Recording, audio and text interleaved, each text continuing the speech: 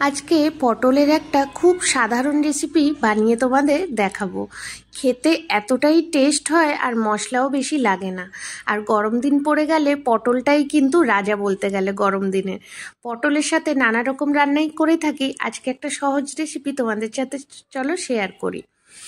এখানে পটলগুলো ভালো করে ধুয়ে কেটে জলে একটু ভিজিয়ে রেখে তারপরে নুন হলুদ মাখিয়ে নেব।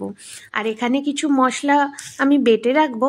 তার মধ্যে 1 চামচ চারু মগজ আর 2টো ছোট ছোট পেঁয়াজ নিয়েছি, আর কটা কাঁচা লঙ্কা আর টমেটো, এগুলো বেটে নেব। এর মধ্যে মশলা খুব কমই লাগে, কিন্তু একটু মাখা মাখা হয়, খেতে গরম ভাতে বা রুটি পরোটার সাথে খুবই ভালো লাগে। কড়াইতে আমি নিয়ে নিচ্ছি সর্ষের তেল। এবার সর্ষের তেলে এই যে নুন হলুদ মাখিয়ে রাখা পটলগুলো এক এক করে ভেজে নেব, একটু লাল লাল করে ভেজে নেব।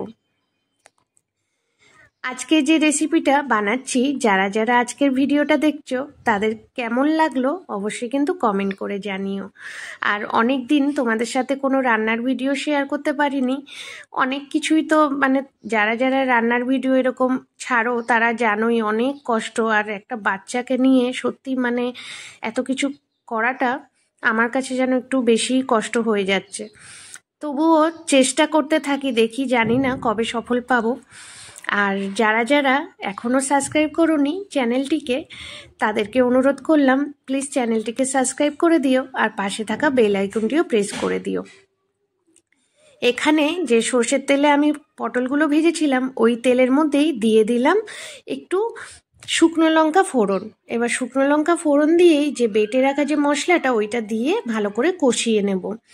আসলে আজকে রান্নাটা আমি লোহার কড়াইতে রান্না করছি, ওর জন্য কালারটাও কিন্তু তরকারির খুব সুন্দর হয়। আর লোহার কড়াইতে এমনি রান্না করলে একটু কালচে ভাব আসে রান্নায়। এবার মশলাটা কষাতে কষাতে পরিমাণ মতো নুন হলুদ আর একটু সামান্য লঙ্কার গুঁড়ো দিয়ে ভালো করে কষিয়ে জল দিয়ে দেব। আমি এর মধ্যে একটু সামান্যই পরিমাণের কিশমিশ দিয়েছি। কিশমিশটা দিলে একদম অনুষ্ঠান বাড়ির মতনই খেতে লাগবে, টেস্টটা খুব ভালো হয় কিশমিশ দিলে। আর এখানে পটলগুলো দিয়ে দিয়েছি। এবার ঝোলটা একটু ভালোভাবে যখন ফুটে উঠবে তখন আমি নামিয়ে নেব। এই রান্নাটা একটু মাখা মাখাই হয়, অল্প ঝোল লাগে। আর ওপর দিয়ে নামানোর আগে একটু চিনি আর সামান্য একটু ঘি ছড়িয়ে দেব। ব্যাস, রান্না আমার শেষ। আজকের রেসিপিটা কেমন লাগলো জানাতে ভুলবে না, আর ভালো লাগলে লাইকও করে দেবে, শেয়ারও করে দেবে। আসি তাহলে আজকে।